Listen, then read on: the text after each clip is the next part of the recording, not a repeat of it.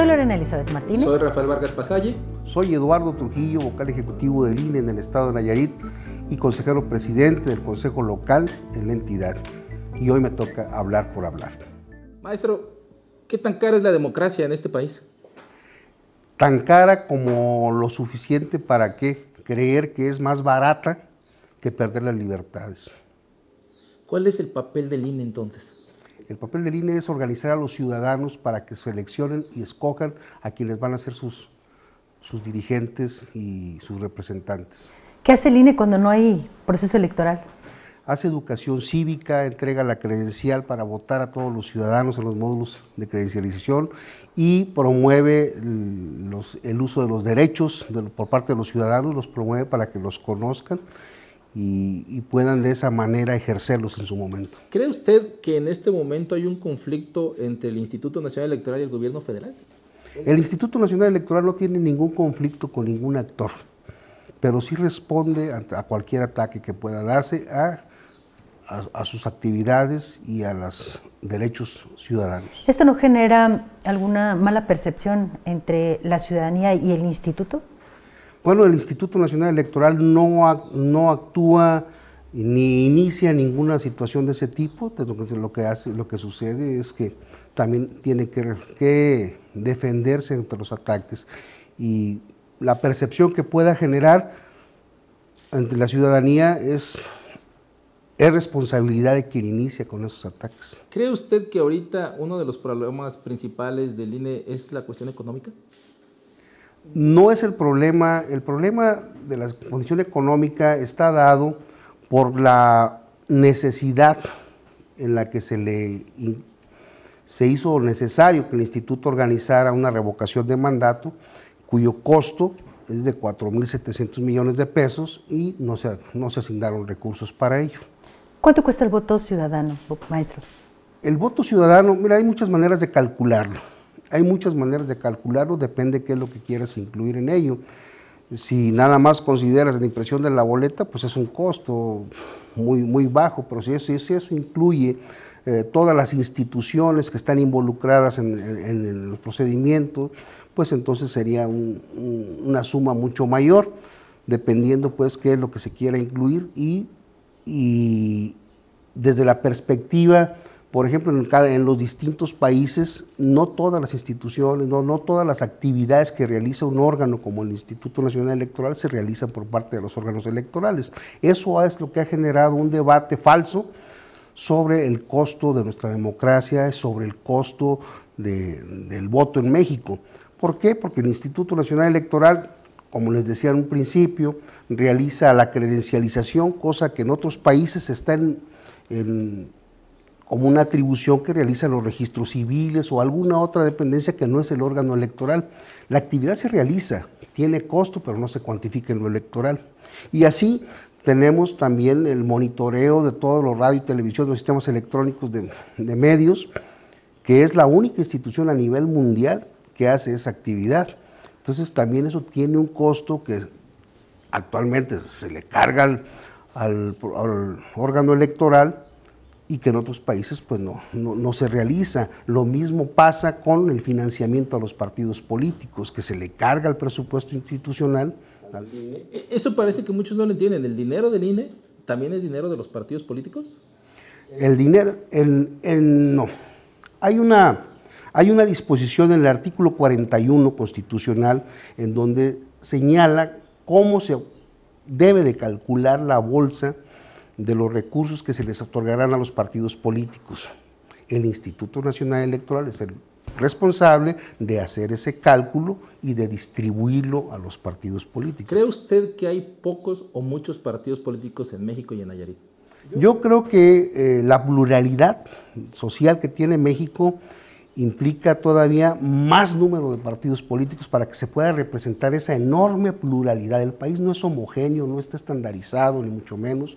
Creo que hay muchas corrientes de pensamiento que requieren ser representadas realmente y por eso está abierto siempre el sistema de partidos. México es un país pluripartidista. Pero ha quedado claro que hay conformación de partidos políticos, pero solo por el interés económico, por lo menos eso ha quedado en evidencia. Desafortunadamente hay quienes pervierten ese derecho que está ahí.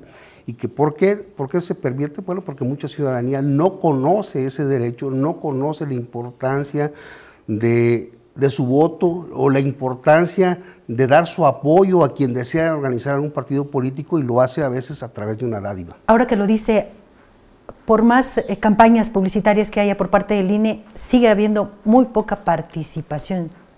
Bueno, la participación, si lo vemos desde el punto de vista de las elecciones de carácter ordinario, como fue la que se realizó el pasado 6 de junio, en esa tuvimos la mayor participación ciudadana de una elección de carácter intermedio desde toda la historia del Instituto Nacional Electoral, y vemos una tendencia de incremento de participación ciudadana en ese tipo de ejercicios. En otros, como es el caso de la consulta que se hizo, la consulta popular, o la elección extraordinaria, pues sí hubo menores participaciones. Pero también porque fueron muy juntas, ¿no? O sea, tantas elecciones en tan poco tiempo. La ciudadanía llega a cansarse de tantos llamados a las urnas. Y ya vamos por la cuarta. Y vamos por la cuarta. Cuéntenos un poco, empieza veda, no entienden algunos gobiernos, algunos proveedores que en este momento la veda te exige no contratar, por ejemplo, medios de comunicación. Así es, a partir del día 4 de febrero, este viernes, inicia ya la veda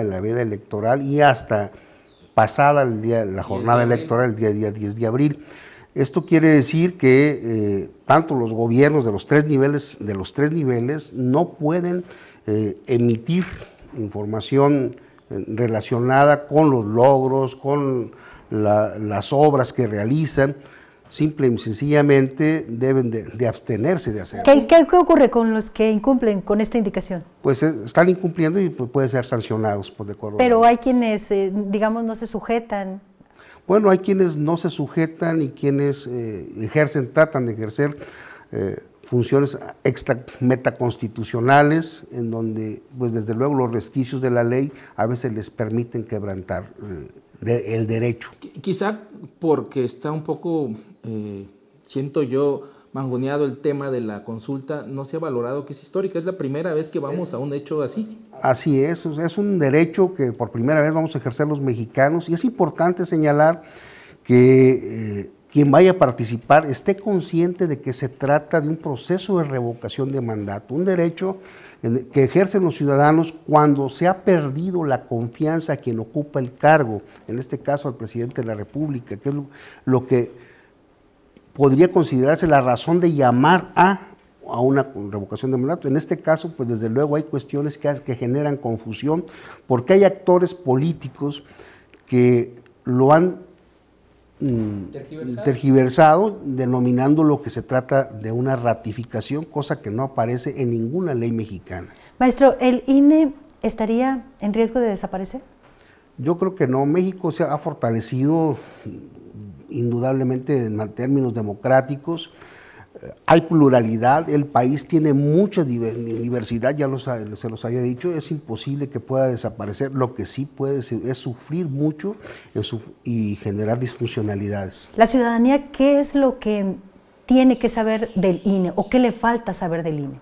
Saber que el INE lo único que hace es organizar al ciudadano.